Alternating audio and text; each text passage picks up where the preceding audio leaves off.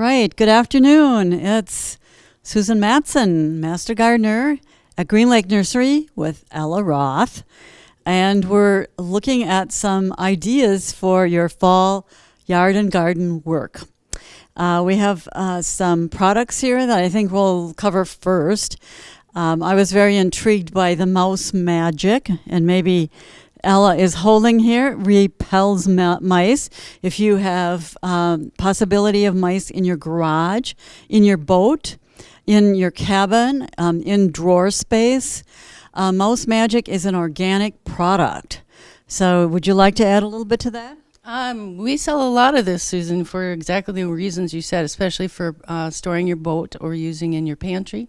And it's safe around pests is the best thing to know. And it's peppermint, so it's quite strong, but it's safe. All right, good to know that, because if you have pets in your household and kids, you want to make sure that they're not picking up anything. And I know that this smells really strong, so I know that they won't be picking it up and eating it. But I do know that it's very effective too, because, and for those of you that like an organic product, this is a good idea. We also have something called Mole Max. And this is something I've never heard of, but it's mole and vole repellent. And I'm not really sure about what it's made of, but it's good for armadillos too, just in case you have an armadillo. I've never seen any around here, but I do know you do see them in the south. So anyway, armadillos, it looks like gophers, it looks like moles and voles, and maybe burrowing animals, it says. So do you want to tell us a little about that? Yeah, Susan, this is a really great product to use. It is a chemical, so you must be careful with it. The time of year you want to put it on is now, because this is the time of the year just when they start to become active, especially the voles, and they're the ones that leave that little grass track in your yard. You'll see it in the spring, so get it down before the snow, and it will help protect your trees from damage from the little critters that are in between the snow line and the soil line. Okay, so tell me a little bit about what you do with it. Do you sprinkle it, or do you spray it? Or it's a granular, Susie, that you would put on top of the grass around your yard, especially in areas where you're going to be concerned about damage around the base of trees, near your shrubs, and any kind of a perennial that you don't want damaged. Okay, good product. Mole Max, it's called.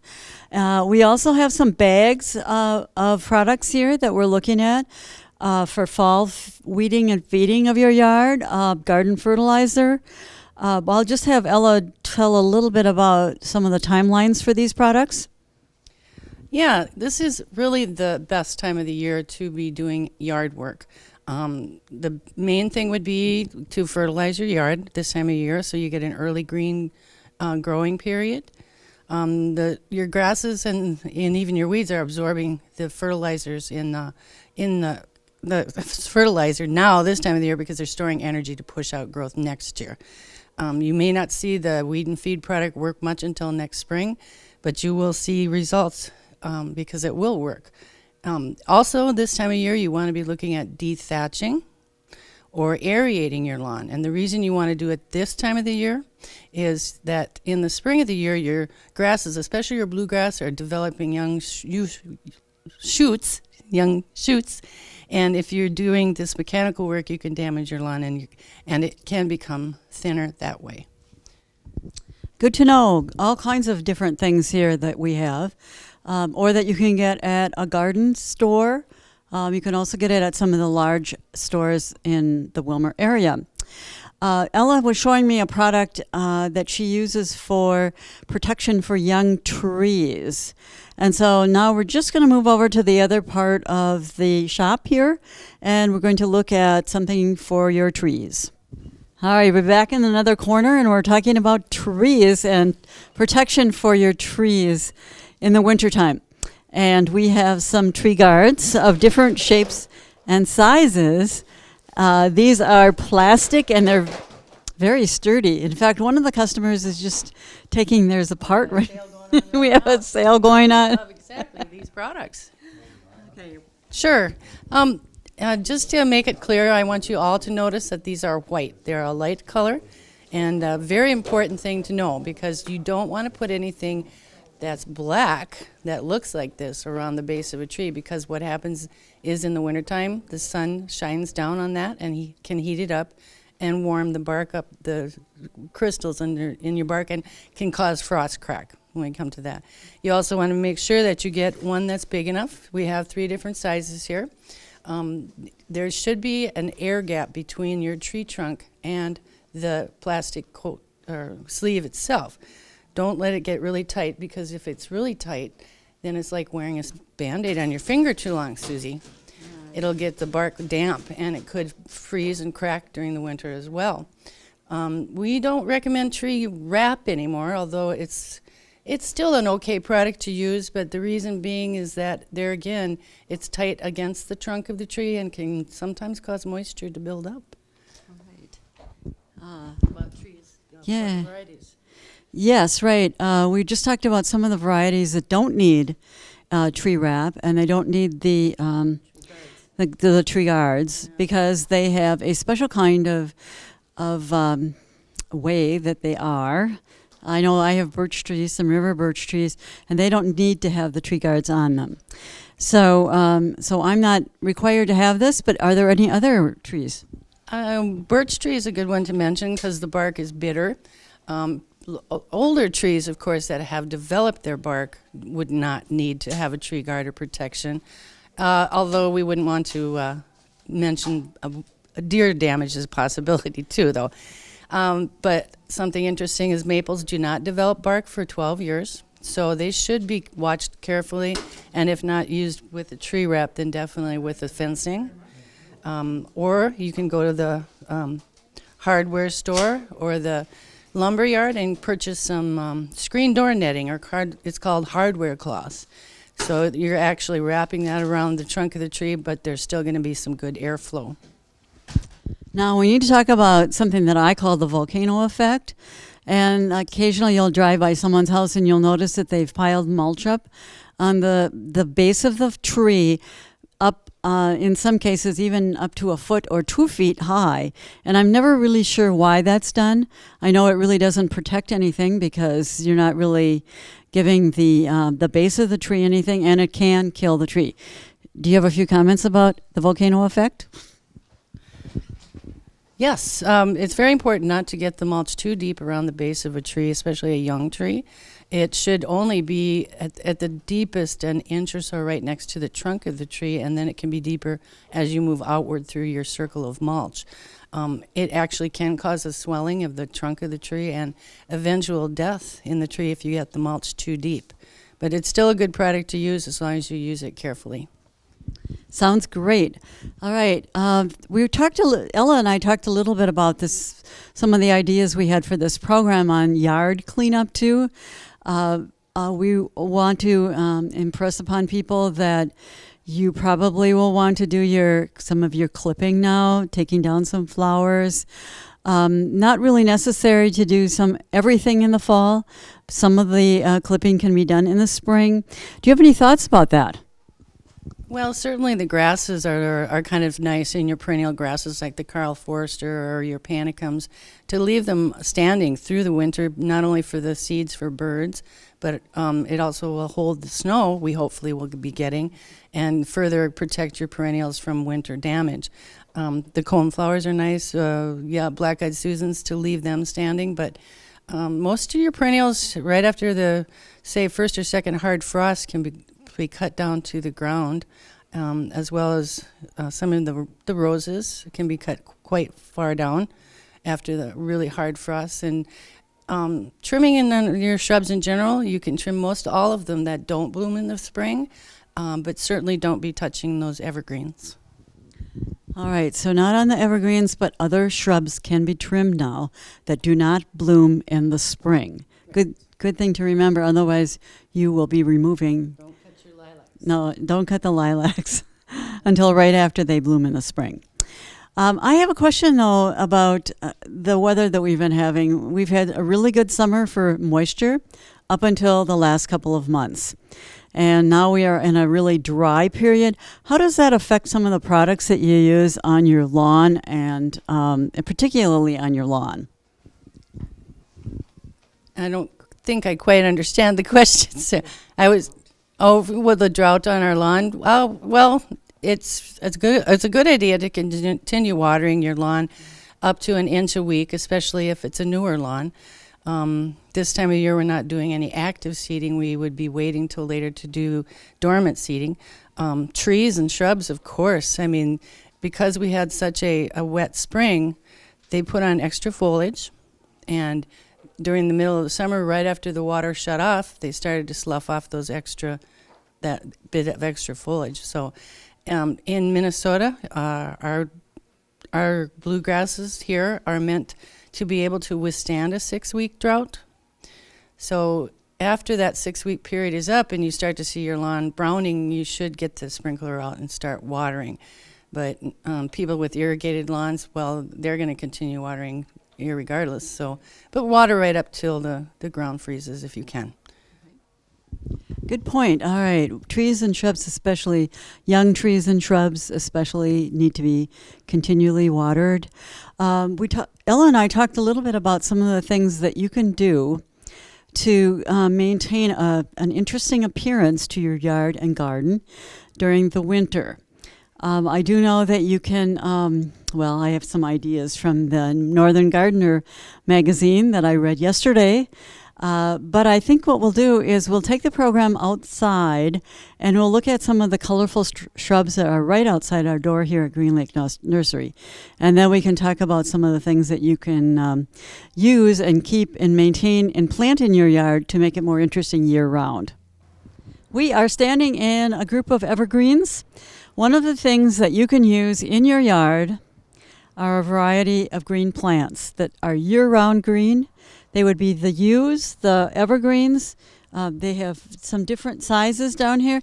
This is a globe blue spruce, and the color is a wonderful background when you have snow around it. But this is a small one. It's only 3 to 5 feet, so it gets to be rounded, but not like a tall spruce would be. Over next to Ella over here, we have something else. It's on a tall trunk. It's also a globe spruce? On a stick. On a stick, okay. So if you want something that's a little different shape and size, then we have a blue spruce on a stick. Same thing as that. All right. We also have some other varieties, and I'm going to have Ella talk a little bit about some of the other ones. I was really impressed when I bought a few of the dwarf plants a few years ago, and they are very short and very round. They're about maybe 1 to 2 feet off the ground, but they're lovely, and they make a nice change from some of these very tall plants that you see around people's homes, and that this doesn't detract from your house. It actually lends itself and frames the house better to have something a little shorter than to have these really, really tall plants. But Ella, maybe you'd like to talk about some of these different varieties. Yeah, Susan, we were looking at the blue globosa down here, which is a great color. And most of these dwarf, they call them, grow a little bit slower, but they still can get to be a good size. With the wonder of the nursery magic, now they've grafted that globosa onto another variety of evergreen stems. So I kind of call these my shrub on a stick, like my state fair plants I have here. But these are going to get exactly the same size as the tree, the shrub form here. It's just that it's going to be on a stick. So it's still going to get to be 5 feet tall and still going to get to be 5 feet wide. And the thing with the spruce, they are great for color in the wintertime. And they don't always come just in blue. You can get your greens, or you can go over into the arborvitae family. And arborvitaes are notorious for growing very, very fast. This one here is called a sun-kissed arborvitae. It's always going to have gold on its tips, as opposed to just the plain green arborvitae here. I could mention that you get one time to really prune your evergreens, and that would be around Mother's Day, without causing some brown damaging to it. You certainly cannot prune this kind of evergreen at all after the new candles have hardened, because the new growth is in the tips of each one of these little brown spots for next year. So if I cut this branch off, it wouldn't grow here for 2 years. Also to remember, Susie, when you get a spruce tree at a nursery, they're babies. They're going to get bigger. So just try to read the tags and know that this spruce tree here is going to get 60 to 70 feet. So make sure you have the proper site for your evergreens. So, yeah, come on in and get some evergreens for winter color.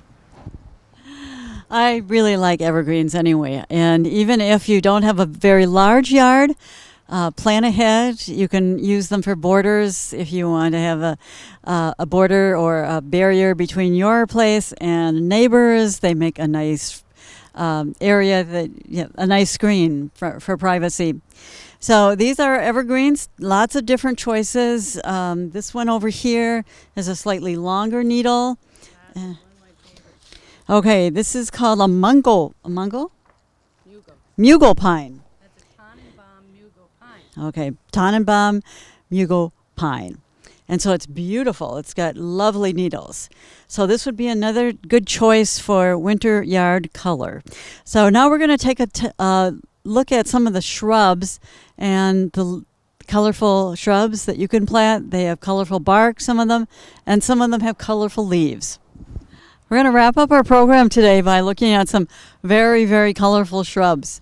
And these are shrubs that you can plant anytime before frost. They are very colorful. They have all different names, so I'm going to turn it over to Ella so she can point out the different names. Some have berries. Some have colored bark, which is really interesting in the wintertime. And many of them just have these colored leaves. Sometimes the leaves drop and maybe even stay on throughout the winter. So, Ella, can you just tell us a little bit about some of the varieties that we have here? Sure, Susan. Well, this year, for the first year, we've carried one real interesting type of shrub. And I don't know if all of you out there know that hazelnuts are native to our area. But this one is a hybrid hazelnut that's an purple leaf American hazelnut. It will get hazelnuts on. They get about 6 to 8 feet. It makes a great specimen shrub, certainly not in front of a window, but maybe out in your yard as a backdrop because they are purple all summer long. This one is also a purple plant. You can see that. This is a ninebark. Ninebark is a huge family. This one is called Little Devil. This one is the smallest of the family of purple leaf barberry or ninebarks. You may be familiar with golden barberry, golden ninebark. Thank you, Susan.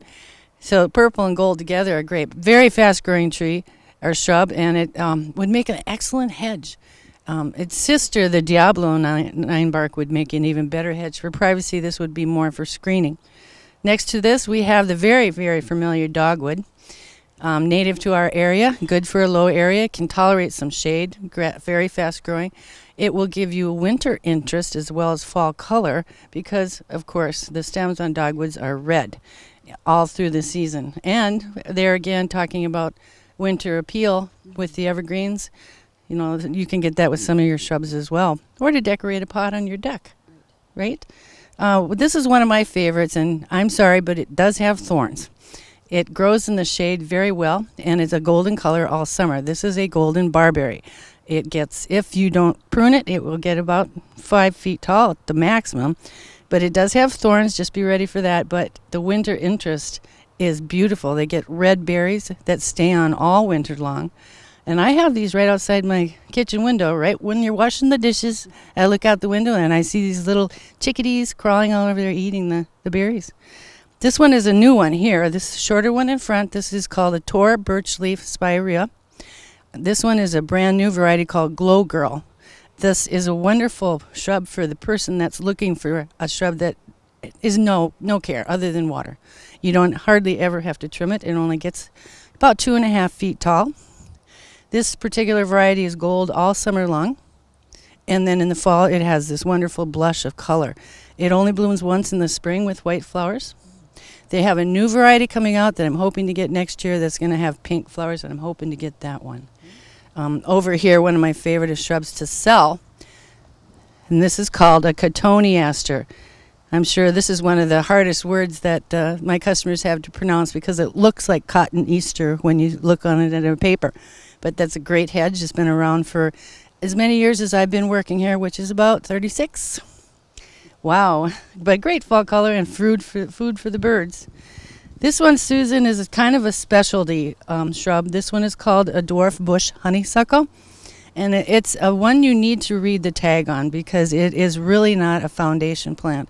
It's more for preventing soil erosion on the hillside down to the lake. So it crawls underground and holds the soil in. So don't be planting that by your foundation, but great, great red fall color. And maybe over here, we're just getting a little start with our famous burning bush. This is not only great in the summer, but it's wonderful in the fall because if planted in full sun, it's fire engine red. And it is followed by little red berries that almost look like bittersweet. They get about 5 feet tall, but are one of the favorites of rabbits and mice. So we want to get back to maybe thinking about putting a little decon underneath the base of these before winter. And the stems on this in the winter time are square. Burning bush or euonymus. This one is my personal favorite. I found this on a fluke this summer on a tour through garden centers. It's called a ginkgo or a maidenhair. They're generally known as a tree form, or also sometimes called the century plant because they grow so slow. But I was lucky enough to find this one in a shrub form, and this one's going to get about 5 to 6 feet, and I'll be lucky to see that happen in my lifetime.